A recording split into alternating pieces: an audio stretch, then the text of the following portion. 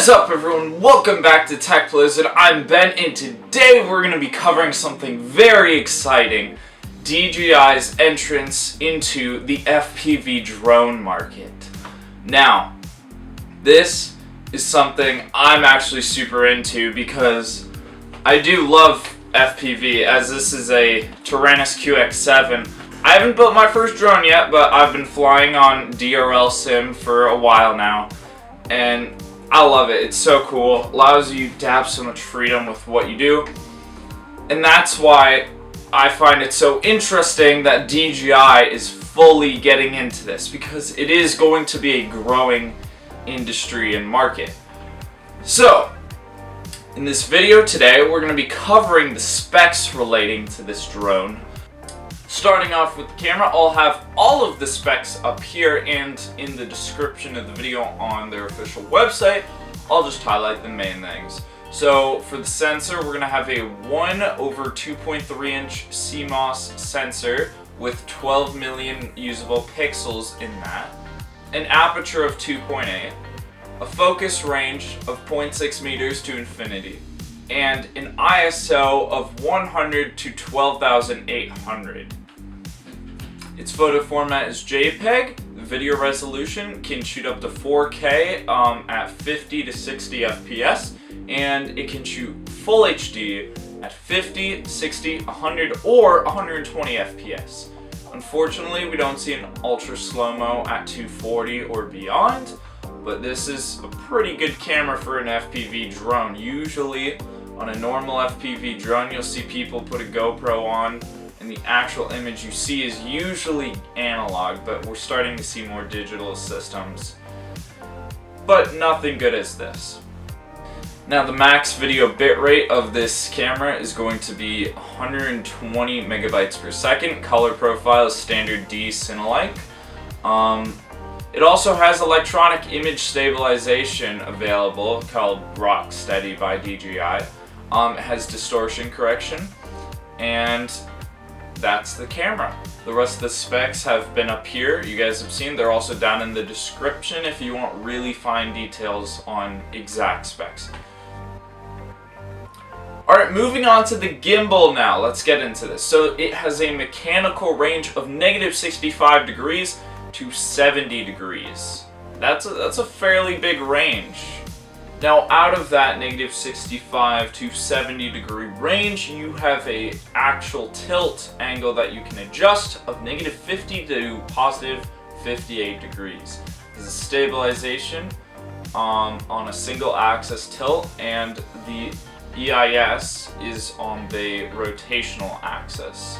So its max control speed is at 60 degrees per second, which is crazy fast. Now, the takeoff weight of this drone is 795 grams. That is very heavy, but for its class as a 6S FPV quadcopter, it's still fairly heavy, but it's comparable. Especially because of the fact of this battery supposedly has a 20-minute flight time. I doubt very highly going 80 miles an hour on this drone, or I believe it's 87 miles per hour, the max speed. You're going to be getting a solid 20 minutes out of that. I believe on their website it says how they measured that, and it also is perfect conditions with no wind. Max acceleration 0 to 60 in 2 seconds. It's pretty fast, Max flight distance of a 16.8 kilometer range, or 10.5 miles. I don't know why you're going to be flying that far out, especially with a drone that is for FPV and that can suck up this much power this quickly. You're probably never going to get close to that range, and hopefully you're still within line of sight, because that's the rules. So, max speed of, like I said before, of a 140 kilometers per second, only in manual mode. There's a couple modes in this drone, and it's kind of, you have the standard self-hovering, all that mode. You also have a kind of hybrid mode where it's, I believe, still self-hovering, but you have more freedom and more speed. And then there's full manual mode. And that is obviously my favorite mode because all I've ever flown is manual. So that's what I like. But max speed, like I was saying, is around 87 miles an hour, which you're not going to be seeing that 20-minute flight time at 87 miles per hour. It's probably going to be more like 30 miles an hour you'll be seeing that if it's sustained.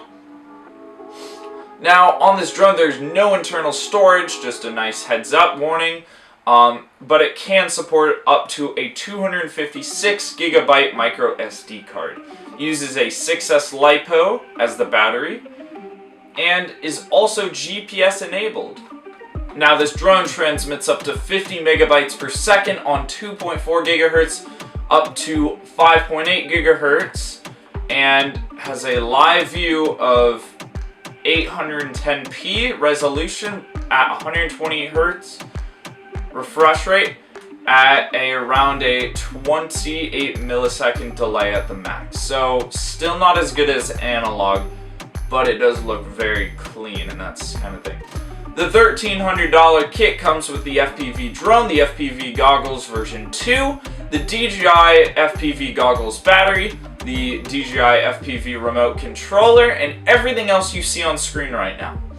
Now, there are some optional add-ons with the $200 motion controller, which for a one-hand motion controller, in my opinion, is very, very expensive when you look at comparable FPV controllers. This was like $120 compared to $200.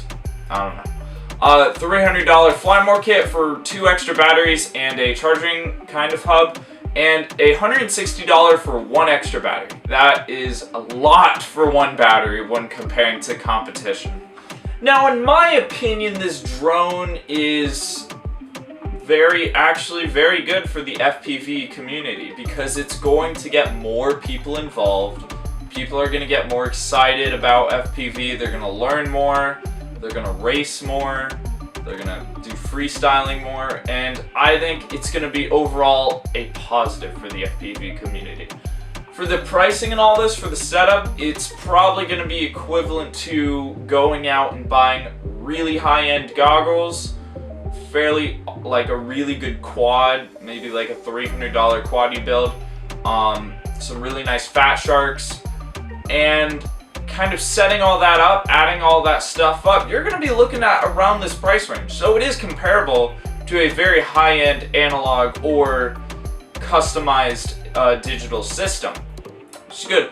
And even though I'm not super involved into FPV yet, like I said, I really enjoy the simulator. I think it's awesome. I've spent over a year on it, and I can't wait to build my first drone. I'm not going to purchase this kit due to the fact of I actually prefer building my own, and that's another downside to this kit. It is not really customizable. I'm sure there'll be hacks and things out there where you can put on your own custom motors, or maybe DJI will have a upgrade kit. Who knows? But coming in around 800 grams, it's fairly bulky, so raceable. I don't know how this would shoot up in a race. This is mainly for people who are trying to film, videographers that want that FPV experience, but they also want, when they can, have a stabilized flight experience, and when they want to have fun, they can just go FPV. Thank you so much for watching, guys. I really appreciate it. Make sure you leave a like, comment, and subscribe. Let me know what to change, what to do the same. If you have any suggestions for future videos, you know the routine. Thank you, guys. Peace.